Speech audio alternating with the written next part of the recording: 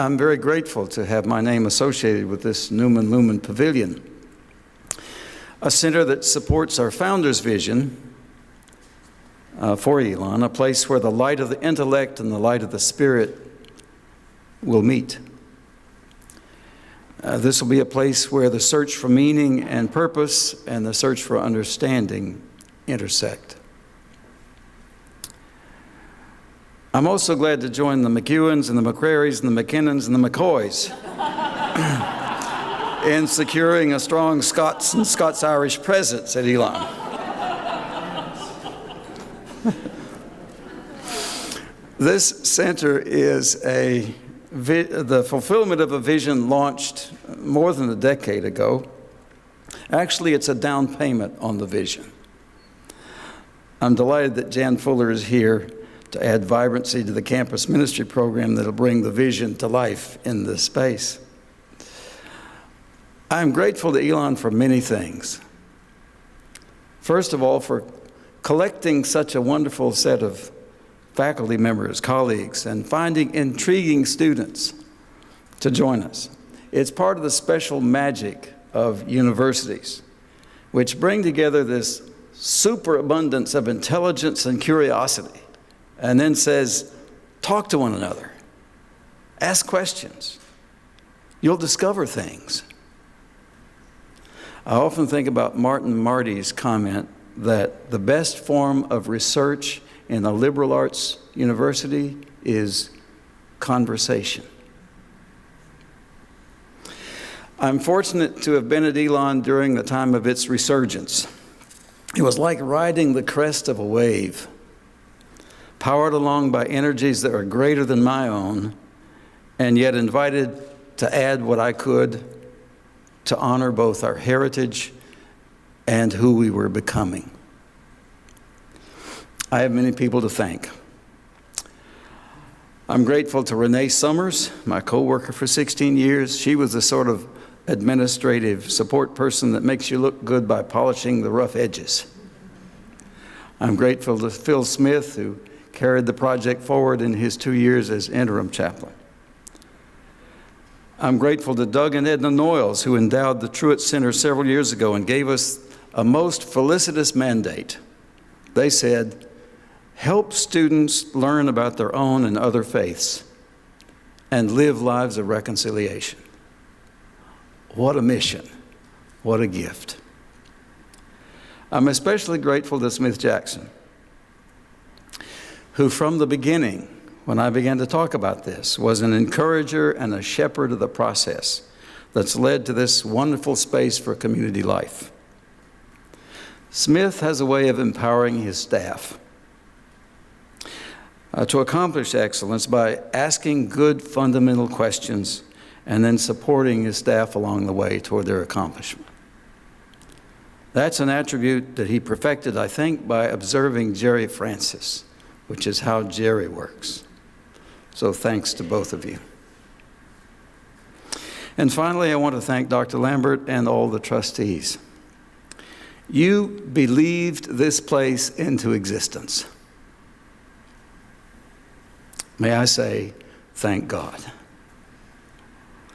It cost more than originally conceived, but you believed in it and you said, let's do it and do it excellently up to Elon's standards. And because of your personal commitments, here we are. There's a plaque in the lobby that names the many trustees who've made special gifts to make this possible, and I salute your generosity. One only has to read the newspaper or your iPad to see how much religious intolerance still exists in the world. How much fear and mistrust and hatred emanate when religion has gone bad. Religion has turned toxic. And yet, the longing to live a meaningful life resides in everyone. Spirit seeking is universal. And this Newman Lumen Pavilion will encourage a partnership of faith-seeking and meaning-making. This place will be a voice against ignorance a voice for respect and understanding. This pavilion, that term, by the way, warms the heart of a UVA graduate. This pavilion houses both the Truett Center for Religious and Spiritual Life and the Center for the Study of Religion, Culture, and Society. Campus ministry and religious studies under the same roof, distinct yet in conversation. Numen Lumen. Our founders were onto something. So as a sign of what I hope will happen in this place, I want to give Jan a book for the library that's upstairs. It's titled, "You Don't Have to Be Wrong for Me to Be Right." It's by Rabbi Brad Hirschfield, and it's subtitled, "Finding Faith Without Fanaticism." That's the spirit of this place, I think. And he'd be a great future speaker, don't you think? You have a wonderful lineup for the spring convocation. Let's all come back for that. Now I hope you'll indulge me a few personal words. I'm very happy that 3 of our 4 children are here tonight. Scott is a 91 graduate of Elon and an unrepentant fighting Christian.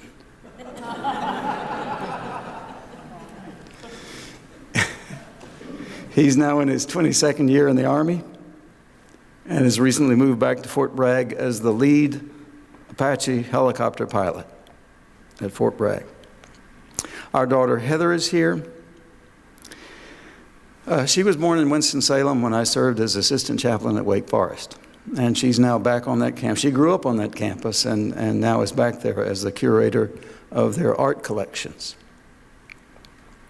Karen is not able to be here. She lives in Alexandria. She's been a social worker with children in therapeutic foster care, but at the moment is a full-time mom. Jeff is here with his friend Katrina, special friend.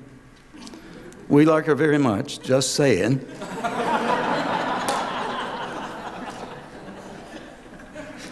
They both work for IBM. In fact, they had to come straight from work to get here.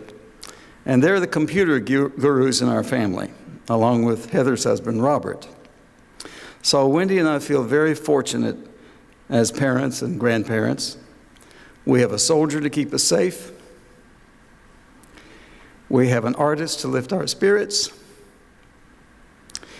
We have a social worker to remind us of what a healthy family looks like.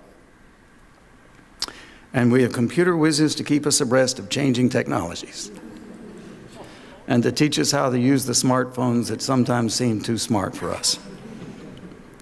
And I won't take time to tell you about the 8 grandchildren, except to say they are all above average. Finally, I want to thank my wife for our journey of almost 24 years. I was single when I came to work at Elon. Wendy and I married 5 years later.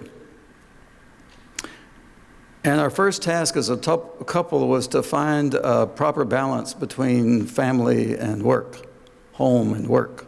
It's hard for me to do because I had first married Elon. It took a while, and she was more than patient. But even before that task was complete, Fred Young said to me a few months after our marriage, "You know, your work has improved recently. You are happier. I think your marriage is good for you." And so it has been. Thank you very much for this honor, and blessings to all of you.